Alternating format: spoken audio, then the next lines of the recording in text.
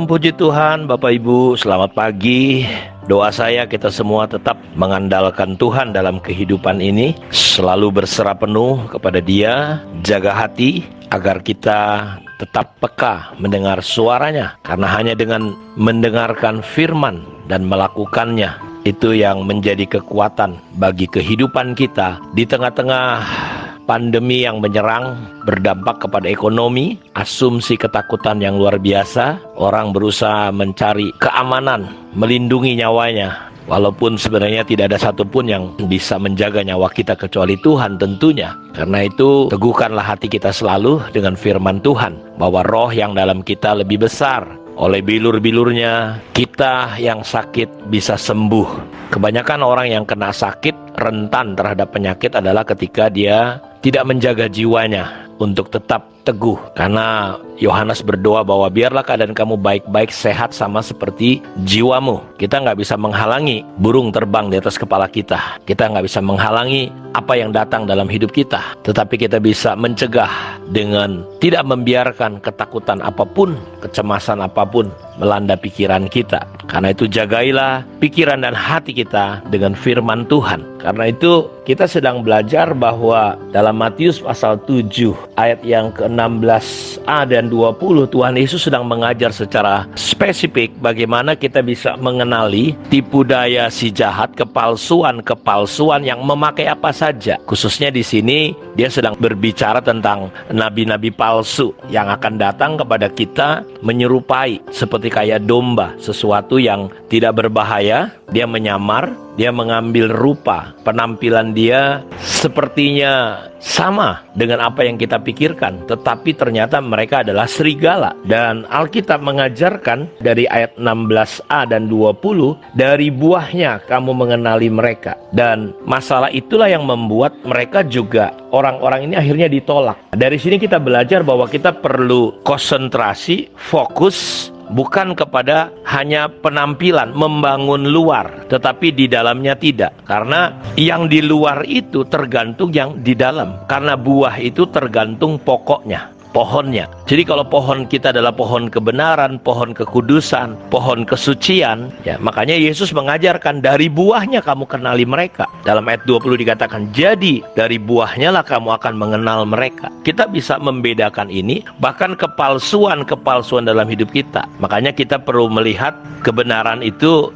dimulai dari batin. Pikiran kita, kata-kata yang ada di pikiran, imajinasi kita. Saudara bisa jadi kelihatan baik, tetapi pikiran saudara najis, penuh dengan perzinahan, penuh dengan kemarahan, penuh dengan dendam. Karena itu dari buahnya. Makanya pada kesempatan renungan pagi hari ini, saya mengajak kita semua untuk fokus kepada membangun kedalaman hidup kita, sehingga kita akan mengeluarkan buah-buah yang baik. Karena tidak mungkin pohon yang baik menghasilkan buah yang tidak baik, ataupun pohon yang tidak baik menghasilkan buah yang baik. Tidak mungkin. Kalau pokoknya durian akan keluar durian, kalau pokoknya jambu akan keluar jambu, kalau pokoknya kasih akan keluar buah kasih, kalau pokoknya kekudusan akan keluar kekudusan. Tidak mungkin yang lain. Jadi kita mulai membenahi dari dalam. Pikirkan yang baik, yang indah, yang suci, yang mulia. Dan ini hanya bisa terjadi lewat kita bergantung, lewat kita tinggal di dalam Kristus. Kita tidak perlu memaksakan diri kita untuk berbuah, karena buah itu lahir.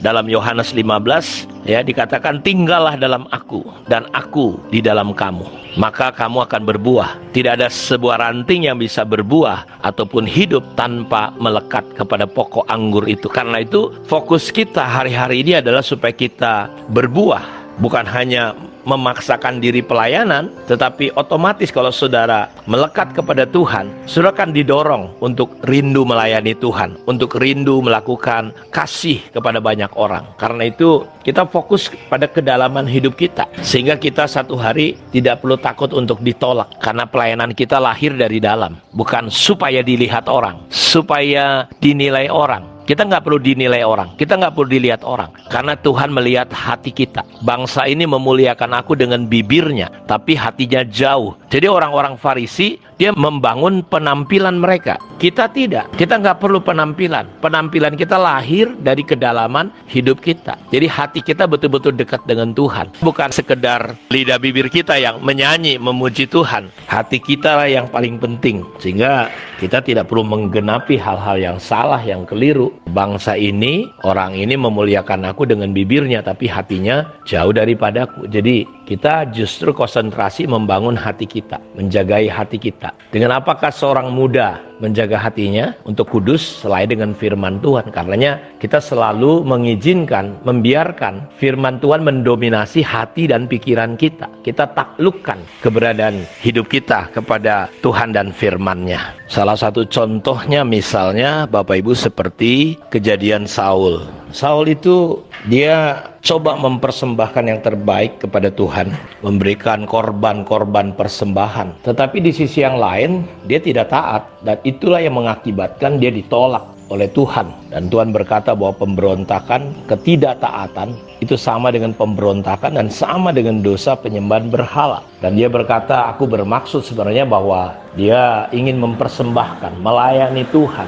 Tetapi melayani Tuhan tanpa dasar ketaatan, cinta kepada Tuhan, pelayanan kita tidak ada gunanya sama sekali. Dia tidak berbau harum. Sehingga kita lihat kejadiannya, Saul ditolak akhirnya pada Tuhan. Karena dia coba menyenangkan Tuhan dengan cara-caranya. Jadi kita tidak bisa melayani Tuhan dengan cara kita. Kita tidak bisa coba menyenangkan Tuhan dengan pemikiran-pemikiran kita sendiri. Seperti yang kita saksikan di Matius pasal 7. Akhirnya mereka ditolak. Walaupun mereka melayani pelayanan nabi, pelayanan nubuatan, pelayanan apapun itu.